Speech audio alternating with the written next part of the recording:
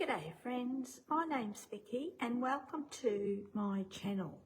So this month I am guest designer for Paper Rose Studio, and I played with the Christmas Tree Farm Basics 6x6 collection as well as the Christmas Tree Farm 6x6 collection, along with the Christmas Tree Farm embossed die cuts. Now these papers and embossed die cuts are simply gorgeous. They were so much fun to play with, and I just loved the papers. Some of the papers I didn't even want to cover or cut up. So I was asked to do a mini album, and I've done a 6x6 mini album.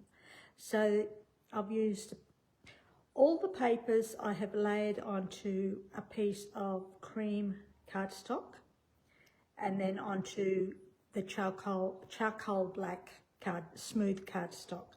So these are the embossed die cuts that have been popped up onto the cover, and I've used the clear crystal sequins as well.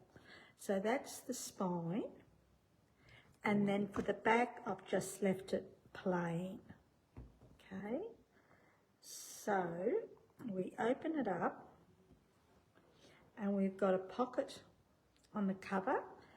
Now I've only done matting for 4 photos back to back, so landscape as well as portrait, but you can fit a lot more in here. Come to this page, and I've made this one into a gatefold fold, bit of a mouthful, and I've placed magnets on either side so that it will stay closed with this little die cut. The die cut's from one of the papers, and I think the bunny's just so cute. So we open it up.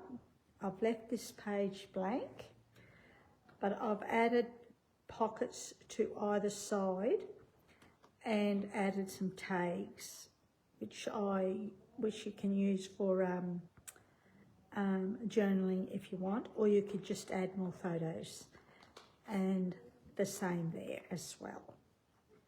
Okay, again I've left this page blank only because I didn't want to cover up the paper, but you could easily place landscape photo 4x3 or a portrait 3x4, and then you could place a photo on the back of here too if you wanted to. No. Then this page is a concertina page, and I've just added a little bit of ribbon to hold it together, and this holds 8 photos. I love this little booklet, just like that, and you just tie your small bow. Again, I have to fix that. Again, I have left this page blank. The paper's just gorgeous, and it was hard not to cover it. You could add a photo there, or a little photo down here, or a journaling card. It's entirely up to you. Then on this one is the belly band, and I've made a little booklet that has a magnet on the back, and it just holds the booklet in place.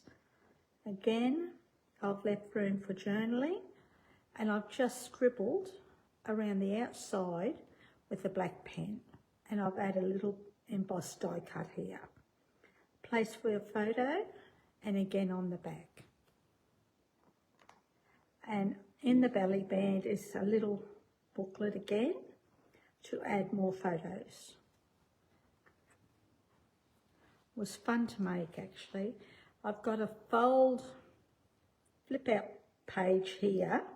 Left this page blank, But again, you could easily add photo to this page if you wanted to. It flips up, and I've left space here for a photo, and it is actually a little tuck spot. Okay, then this one flips down, and I've left space for a photo and again a journaling spot, and once again I've gone around the edges with a black pen, and this is embossed die cuts as well. The page was left blank again, but you could easily add photos if you wanted to. As I said, the paper is just gorgeous. It was really hard to resist not covering it up. This one is a little bit different to what I've usually done, but it's always good to get out of your comfort zone. So these are a lot of little flip ups, and they will hold photos. I've got a magnet on here to hold it into place and a little pull tab. Okay, so that goes up, out. That's a cut apart from a piece of the paper, down and out. And I've left this blank, but again, you could easily add a photo. And it just closes like that. That is a cut apart as well that I've used. This page is a little bit different. I've got a tab here with a embossed die cut, and it's held closed with a magnet. So these are all the different sizes, and it just folds out like that. That is a tuck spot with a embossed die cut. That's a tuck spot for a photo. You could even have a couple of photos in here if you wanted to. Same here, this is a tuck spot, and this is the same here. That goat is so cute. And again, I've just placed a couple of pieces of paper on here just to show that you can add a couple of photos. It's another tuck spot. Paper, this page I've left blank, but again, easy to add photos. And we just close it up like that. Come over to this page. Now this page I did a waterfall